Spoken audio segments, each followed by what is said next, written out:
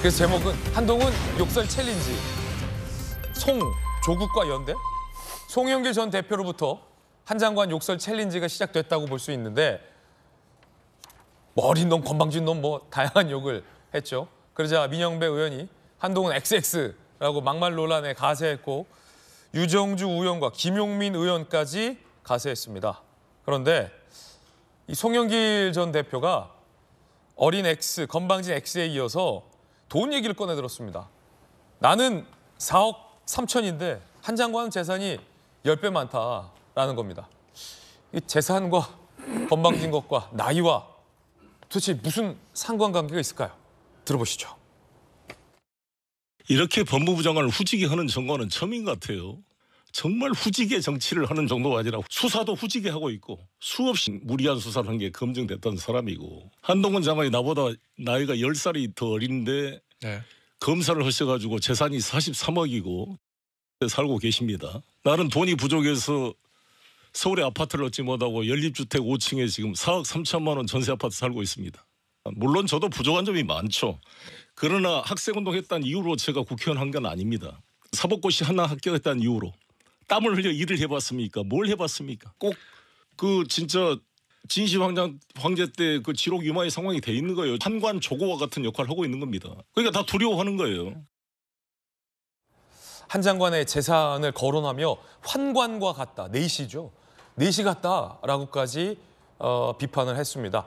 송영길 전 대표가 화가 단단히 나 있는 것 같은데 정혁진 변호사님, 네네. 지금 보면 나이 얘기 나왔어요. 첫 번째, 네네. 어린 놈, 건방진 놈 나왔고 두 번째 다음 얘기가 저 돈 많은 놈, 나는 4억 3천 전세인데 저 43억이다. 그리고 세 번째가 이제 내시 얘기 나왔어요. 환관 얘기다. 이게 다 무슨 연관이 있을까요? 연관고리를 혹시 아십니까? 글쎄요, 저는 그 송영길 전 대표가 초안지를 읽어본 적이 있나 하는 생각이 들어요. 왜냐하면 조국하고 한동훈 장관하고는 공통점이 제가 봤을 때 하나도 없거든요. 예. 왜냐하면 지금이 우리나라가 진나라 뭐 진시황제, 시황제가 있습니까? 우리나라 대한민국 아니겠습니까? 그다음에 환관이 뭔지 모릅니까? 법무부 장관이 환관입니까? 지금 우리나라에 환관이 있지도 않고요. 있어도 뭐 전청조 정도 되면 환관인가? 뭐 이렇게 생각할 수 있을지 몰라도 도저히 매치가 안 되고요. 그다음에 조고는 나라를 망친 사람이잖아요. 나라를 망친 사람인데 한동훈 장관이 나라를 망쳤습니까? 그나마 우리나라 이 정도로 그 떠받치고 있는 사람 중에 하나가 아닌가. 그다음에 조고하면은 뭐의 화신이냐? 황제를 배신한 사람이에요. 예. 진시 황제를 배신해가지고 그 후임 황제를 막 이렇게 저렇게 조종해가지고 결국은 진나라가 망하게 한 결정적인 역할을 한 사람인데 네. 한동훈이 배신의 아이콘입니까? 제가 봤을 때 조고하고 이름이 비슷한 법무부 장관은 따로 있지 않습니까? 왜 한동훈 장관을 가지고 저렇게 하는지 모르겠고요. 예. 그다음에 뭐 지금 돈 이야기 하지 않았습니까? 한동훈 장관이 돈이 많은 거는 사실인 것 같아요. 하지만 아니 송영길 전 대표는 별로 제가 봤을 때 그 나이에 비하면 돈도 별로 없는 것 같은데 돈도 없는 분이 왜 돈봉투 돌려가지고 그렇게 스스로 어려운 일을 자취하고 있는지 그다음 자꾸 후지다 하는데 그 후지다라고 하는 말이 결국은 자기한테 부메랑으로 다 돌아오고 있는데 왜 그거를 본인만 모르는지 전 납득이 되지가 않습니다. 아마 이제 그런 얘기를 한 것 같아요. 한 장관이 운동권 출신으로서 우리 정치에 기여한 게 뭐냐. 후진 정치를 했다라고 비판을 하니까 그 비판에 대한 맞 대응으로 한 장관은 그냥 사법고시 봐서 검사하면서 송 전 대표 주장은 땀 한 번 흘려보지 않았다라고 했는데 사실 검사들이 힘들거든요. 그리고 수사하고 이거 하는 게 보통이 아닌데 이제 그걸 싹 다 이제 무시를 했어요. 땀 한 번 흘려보지 않았으면서 재산을 저렇게 했다. 그런데 나는 운동권만 했다고 해서 이 자리에 오는 게 아니다. 나 지금까지 재산 뭐 4억밖에 안 된다. 뭐 국회의원도 했고 장관도 했고 여러 가지 사회적으로 기여한 게 많다.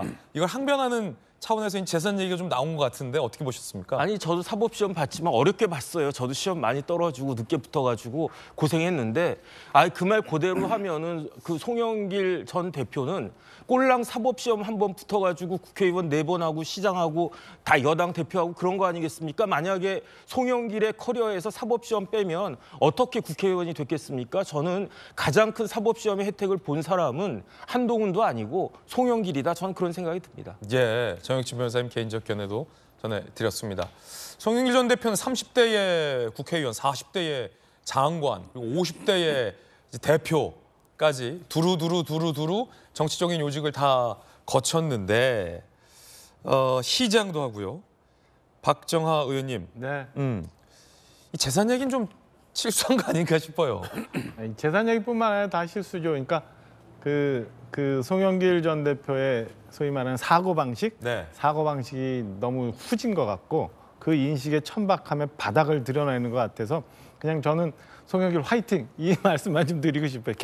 계속 열심히 해주시기 바래요. 시계를 지금 우리 2023년이잖아요. 시계를 한 40년 전으로 딱 돌려서 83년쯤 송영길 대표가 대학생 막 졸업하거나 대학 다닐 때 그때 인식을 그대로 갖고 지금 얘기하는 거예요. 43억 대 4억 3천은 제가 보면은 그때 당시 지금껏 그 소위 말하는 386 세대가 살아온 방식, 그러니까 어떤 한 목표를 정해놓고 그 목표에 막 공분을 일으키는 목표를 나쁜 사람 만들어가지고, 그러니까 그때 당시도 그렇고 지금도 그렇고 우리 제일 흥분하는 게 나는 어렵게 하루하루 살아가는데 저 옆에는 굉장히 그 일 별로 안 하고 자산을 가지고 돈 많이 벌고 쉽게 사는 듯한 그 사람들 나쁜 사람 만들면 국민들 많은 사람들이 막 공분하거든요. 그 에너지 가지고 사회를 막 바꿔나가던 그 습성 그대로 지금 얘기를 하고 있는 것 같아서 저는 그 송영길 대표를 비롯해서 몇몇 그 막말을 막 하시는 분들이 그 한 40년 전쯤의 사고방식을 가지고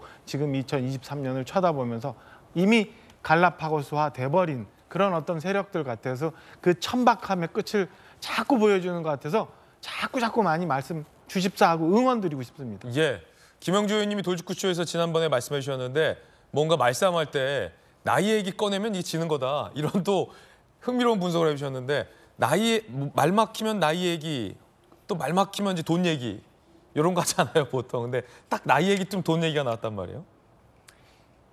그러니까 안 되면 화이팅! 안 되면 예. 그냥 내리 돌 던지듯이 그냥 한 거예요. 지금 송영길 대표가 처해 있는 상황이 곤궁하잖아요. 네. 지금 뭐 돈봉투 사건 때문에 지금 수사를 받아야 되고 재판도 받아야 되는 상황이고 어쩌면 지금까지 살아온 모든 인생을 부정당하는 그런 상황이 오니까 그냥 한동훈 장관이 너무너무 싫은 거예요. 그래서 지금 한동훈 장관인데 심지어는 뭐 환관 얘기도 하고 돈이 어떻게 되고 나이도 어떻게 되고 막 이런 얘기들을 막 가감 없이 정제되지 않고 막 집어던지는 듯한 그런 모습입니다. 안타까워요. 송영길 전 대표가 한 장관에 대해서 왜 저렇게 분노하는지에 대해서는 알 것 같습니다. 돈봉투 의혹 때문에 수사를 받기 때문이죠. 그런데 다른 분들은 왜 이러는지가 사실 오늘의 주제입니다. 민영배 의원이 앞서 한 장관의 발언을 강하게 비판하면서 한동훈 XX라고 막말 논란의 가세를 했습니다.